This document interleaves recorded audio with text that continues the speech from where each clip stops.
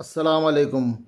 Hello viewers, আশা করি আপনারা ভালো আছেন। আপনারা যারা আমার নিয়মিত ভিডিও দেখেন তাদের কাছে অনুরোধ, আমার এই চ্যানেলটিকে সাবস্ক্রাইব করে আমাকে সহযোগিতা করুন এবং পরবর্তী ভিডিও পাওয়ার জন্য অপেক্ষা করুন। গোপনে পারমাণবিক উপকরণ সরিয়ে ফেলেছে ইরান, মতামত দিয়েছে মার্কিন পর্যবেক্ষক সংস্থা।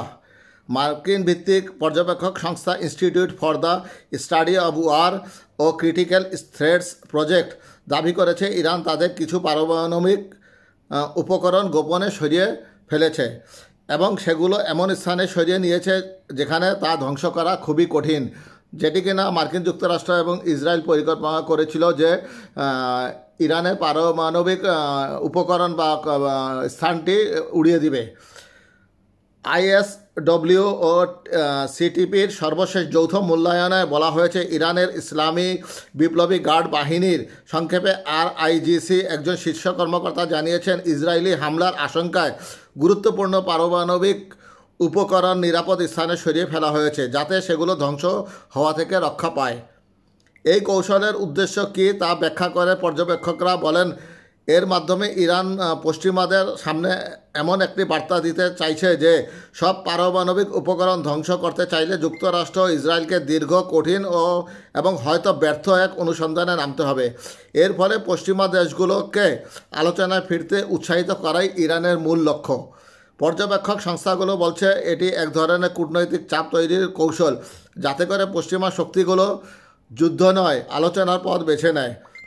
ইরান অবশ্য বরাবরই বলে আসছে তাদের পারমাণবিক কর্মসূচি শান্তিপূর্ণ উদ্দেশ্যে পরিচালিত, তবে ইসরায়েল ও যুক্তরাষ্ট্র দাবি করছে ইরান গোপনে পারমাণবিক অস্ত্র তৈরির চেষ্টা করছে। আর এই জেরে গত 13 জুন থেকে শুরু হওয়া সংঘাতে ইসরায়েল ইরানের সামরিক ও পরমাণু স্থাপনায় বিমান হামলা চালিয়েছে এবং এর জবাবে ইরান ও ইসরায়েলের বিভিন্ন লক্ষ্যবস্তুতে ব্যালিস্টিক ক্ষেপণাস্ত্র ও ড্রোন হামলা শুরু করেছে। এদিকে আন্তর্জাতিক পারমাণবিক শক্তি সংস্থার প্রধান রাফায়েল গ্রোসির বিরুদ্ধে জাতিসংঘের মহাসচিব ও নিরাপত্তা পরিষদের সভাপতির কাছে অভিযোগ দায়ের করেছে ইরান।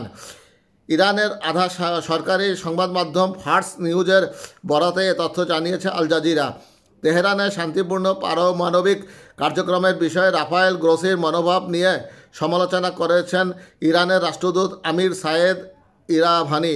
সেই সঙ্গে ইসরায়েলি হামলার নিন্দা না জানানোকেও ইরাভানির ব্যর্থতা বলেন তিনি। ইরানের পারমাণবিক শক্তি সংস্থার প্রধান মোহাম্মদ ইসলামি গত বৃহস্পতিবার রাফায়েল গ্রোসির বিরুদ্ধে আইনগত ব্যবস্থা নেওয়ার হুমকি দিয়েছিলেন। তিনি রাফায়েল গ্রোসির বিরুদ্ধে ইরানের পারমাণবিক স্থাপনাগুলোয় ইসরায়েলি হামলার সময় নিষ্ক্রিয়তার অভিযোগ এনেছেন।